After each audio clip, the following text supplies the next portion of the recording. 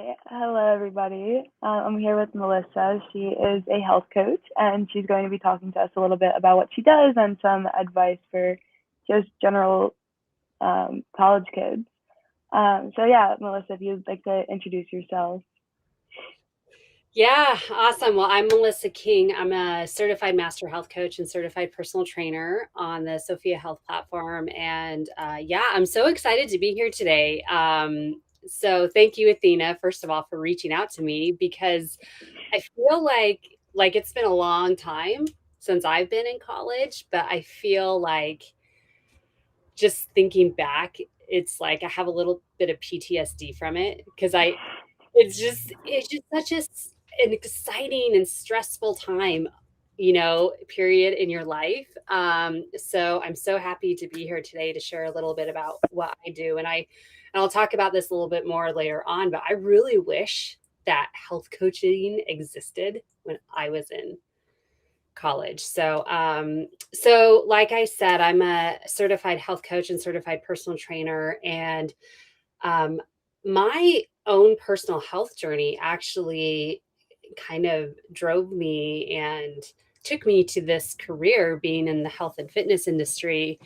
So I was always active as a kid. I always was outside running around with my siblings and our friends. I mean, I grew up in the 80s and 90s, so this was before social media, before iPads, way before smartphones and all that good stuff. And my dad didn't get us any gaming consoles, or we didn't have cable for so long. And I'm looking back, I'm so grateful for that because it really kind of encouraged me to get out and just be active. And then I ended up taking a weight training class in high school, a women's weight training class, and I completely fell in love with the idea of women getting strong, not bulky and unhealthy strong, or looking like a man strong, but feminine strong. And it was really incredibly powerful to me. And then I ran track in high school too. So I kind of stayed very active. And then when I began my college career, I actually was going to get into sports medicine or physical therapy, something like that. And then kind of steered into a different direction a couple years in, and due to some life changes. However, I did work at the fitness center at the college I went to. I went to University of Nevada, Reno, and it was so fun for me to just work at a gym, even though I was just checking people in with their memberships and cleaning equipment. But I eventually kind of transitioned into doing physical assessments for new members, and it was just really cool for me to see students and faculty working out in the same gym.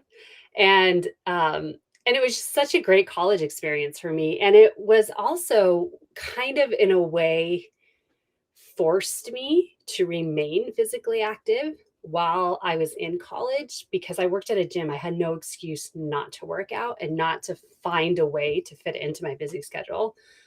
So I was going to get into personal training at that time while I was in college, and then life happened and I went in a different direction, got a job in insurance, and fast forward, worked in insurance for 12 years, long story short. And then I met my husband 10 years ago, and he got me, I was still into fitness. I had gained some weight in my mid to late 20s and lost it in my late 20s, early 30s. And then I met my husband, and he's like, "Oh, why didn't you try this whole paleo primal lifestyle?" And I was like, "What is that?" And he said, "Well, it's basically just eating whole, real foods that fuel your body, getting proper sleep, all the basics." It's so basic and so incredibly simple, but we've just kind of lost sight over the years as a society. But I won't get into that right now. So and then I just fell in love with the lifestyle. And it was interesting because looking back, I didn't make that many changes because I was already pretty active. I already enjoyed eating whole foods, and I just made some minor tweaks. But I was like, oh my gosh, I feel so much better. And so I leaned up And then I also noticed that like my mental health was better and I was able to manage it more efficiently just from making some small tweaks to my lifestyle habits. And then I was like, I should finally get a personal training certification or become a nutritionist or something. And I just kind of letting it percolate for a while, as I was living my life. And then I heard, I think it'll be almost 7 years since, or actually almost 8 years, 7.5 years since I was introduced to a health coaching certification. And I was like, and it wasn't called a health coach at that point, it was called something else. But I was like, what is this? And I looked into it more, and they're like, it's basically a certification you can get to like help people create healthy lifestyle habits. And I was like, that's what I want to do. That's exactly what I want to do. And so I signed up for the program, got certified, and so here I am, and then got my personal training certification. And yeah, so that's kind of, in a nutshell, kind of how my health and fitness lifestyle slash career has evolved over the years. So it really started from when I was a kid, just really falling in love with being physically active. Yeah, thank you so much for sharing that. And yeah, it's definitely, health isn't a linear thing. Like it varies, it fluctuates. And I feel like in college, especially, it kind of takes a little bit of a dip with all the stress that you have and not having time to like properly take care of yourself the way that your body needs. So going off of that, what is like a suggestion or like a favorite meal that a college kid could make in a dorm room, or like a quick activity that college kids can do to stay active without having to go to the gym or like, I guess, spend a lot of money on a meal? Yeah. So for me personally, I'll start with the exercise first. The exercise part of your question, because to me, that's actually a very simple one. There's actually a very simple solution to that. I'm a big fan of micro workouts. So if you're not familiar with the workout, they kind of evolved and kind of become more popular in mainstream media over the last probably 3 or 4 years or so, maybe a little bit longer. But it's really just like taking short breaks, like a 5 minute break to do like 3 sets of 10 reps of squats, body weight squats, or having a kettlebell, close to you or near you and do some weighted squats. Just any kind of movement that you can do in like your short little 5 minute breaks. It could be going for a walk in between classes. Or, I mean, I know with COVID and everything, a lot of students, had to do distance learning. So, because for me, when I was in college, I had to walk like across campus a lot of times. So that's where I got a lot of Mm-hmm. movement in during the day. But I know that these days that's Yeah. really, Yeah, uh, lots of people have cars too. I personally have to walk like a mile to class, but I know a good amount of people who have cars and like drive to class. yeah, exactly, exactly. So really just implementing like micro workouts throughout the day, just little 5 minute, 10 minute, 15 minute increments of some strength training, some simple body weight movements, um, just kind of wherever you are. And yeah, so that's really a big tip. So my husband and I we used to facilitate a fitness boot camp at this place we used to work at together. And when people would tell me like, "Oh, I can't make it today. I'm super super busy, but I'm really bummed." So I would coach them and help them implement micro workouts throughout their day so they don't like miss out on um on their movement, because it's really Mhm. important to them. But sometimes life just happens. Life just gets in the way, and there's not a lot that we can do to control some of that. So I also feel like finding those pockets of time throughout your week, to just fit in like some longer workouts if needed. So I'm a big fan of creating what I call a weekly plan sheet and just putting everything in there, like work, appointments, like for a college student, be classes, everything, like a party that you're going to, Mhm. social events, like extracurricular activities, just doing that in like a printout or electronically in some sort of weekly calendar, and then inputting everything, and then just finding pockets of time to fit in some exercise. Hmm. Yeah. And what are some quick, go-to, easy, healthy, clean meals that are accessible to college kids who might not have like a kitchen? Like Oh, living in a dorm, like a freshman year dorm, you have nothing but like a microwave. nothing but a microwave. Well, Yeah. thankfully these days, now this wasn't really the case when I was in college 20 years ago, but there's a lot of actually pretty clean, like microwavable meals. You could also take, like, I'm a big fan of having just frozen veggies also. If you have like a Mhm. like a mini fridge and a freezer available, Mhm. that's always helpful. And you could just throw everything in a microwave safe bowl and just throw it all in the microwave. Like, you could get pre-cooked meat to heat up. Um, yeah, yeah, I know. I never lived in the dorms, and in college, Mhm. I lived at home, so I actually had it pretty easy to make home cooked meals. But I do realize that time is a factor as well, Mhm. even for college students who live at home. Like my nephew, he's a college student, and right now he's living at home, and but he still has a busy schedule. He works and he Mhm. has classes to go to, and a social life as well. So really just also, and if you can also just like,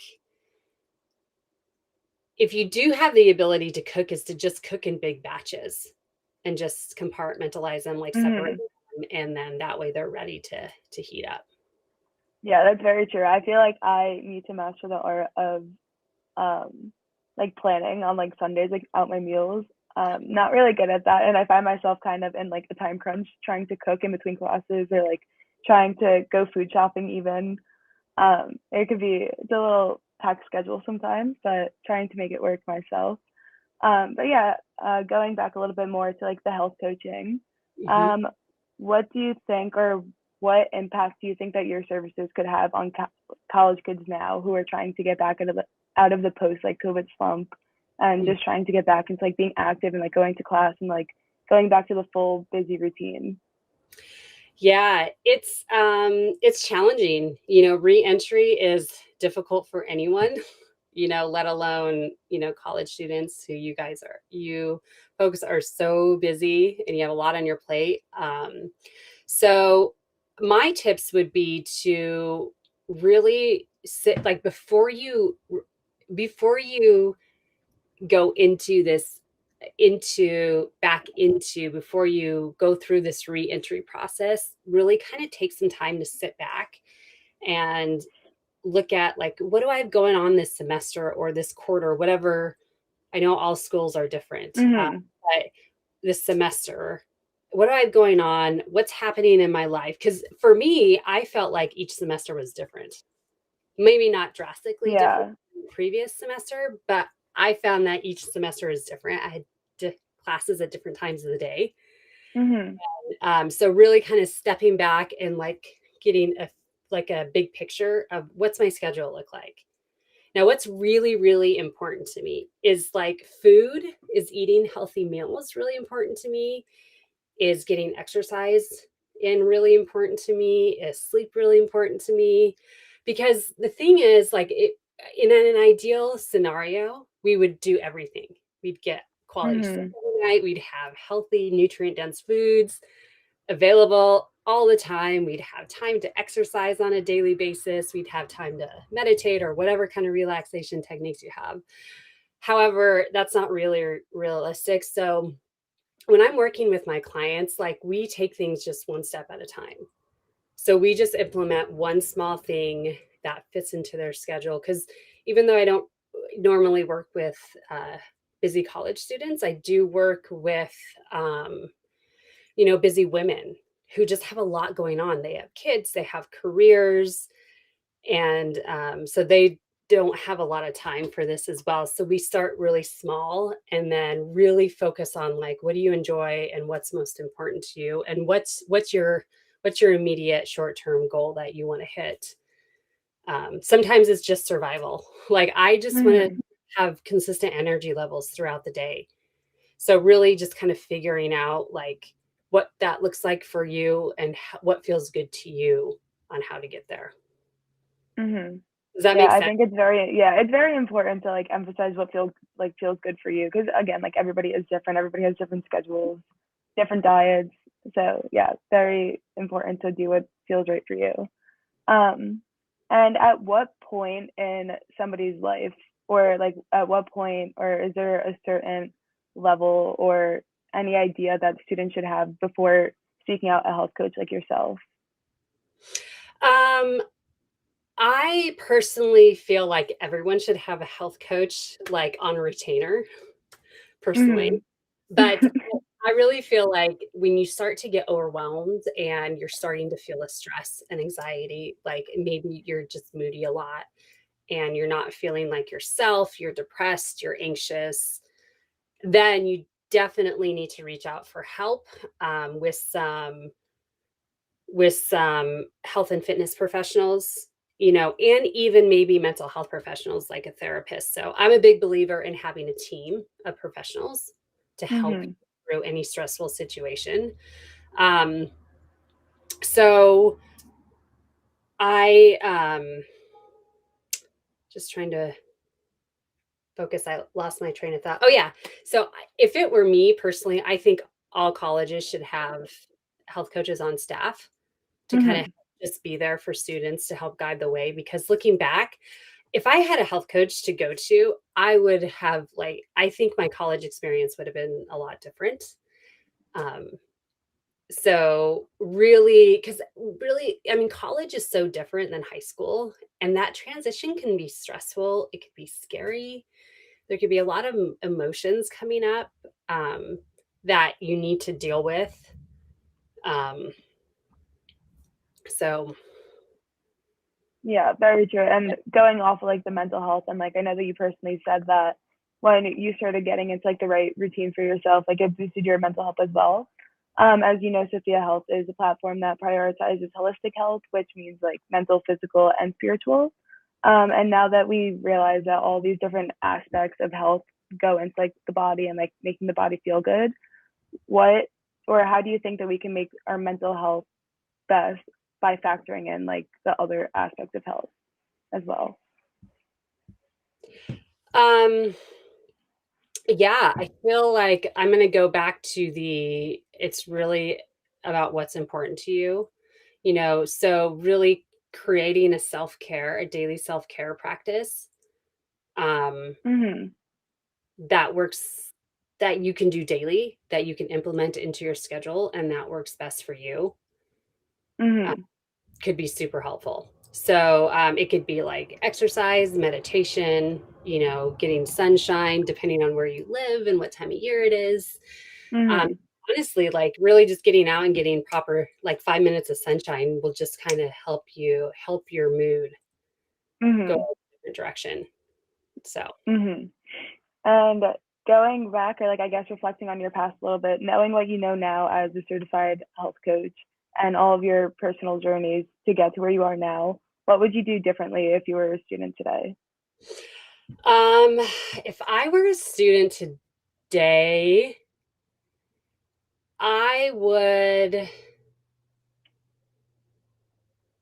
I would probably reach out for help more, like more guidance to help me handle the stress better, and really also, yeah, work with some kind of personal trainer, like a nutritionist or like a health coach if they were available at that time. I mean, this was Mhm. years ago, so they probably I it's health coaching is a pretty new field, but yeah, definitely reach out for more help and more mentorship for sure. Mhm. Yeah, that's definitely something. And how would you, or I guess, what do you think is like the most healthy way to go about that? Because I know like sometimes asking for help is not easy, and like it can be a stressful experience in itself. So, what do you suggest on like overcoming like the fear for asking for help? Well, I would encourage you to really, like anyone, to because it can be, especially at that age. Mhm.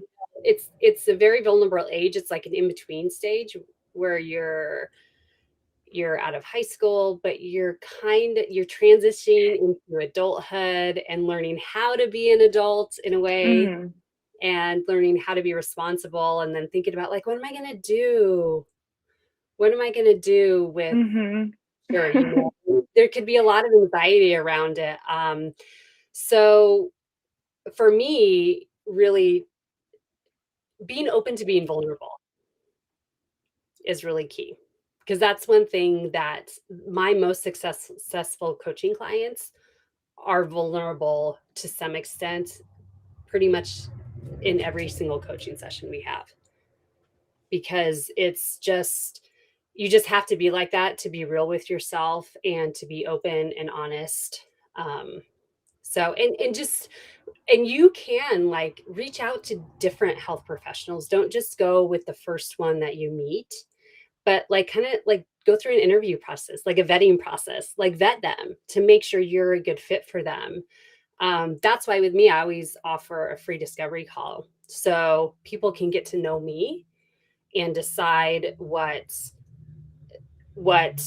if I'm the right coach for them. And if I feel if I'm getting the vibe that I'm not the right coach for them, I'll definitely refer them to someone else if I know anyone that could help them specifically. But really um just asking around and finding the right one for you. Mhm. Yeah, I'm a very big advocate of free consults and kind of testing the waters because it is important. You can't be vulnerable with somebody you don't trust or vibe well with. So, yeah, amazing. Thank you Definitely. so much, Melissa, Yeah. for taking your time out of your busy day to help college kids like me get on track with mental health and physical health. Um, yeah, thank you again. Yeah, you're welcome. All right.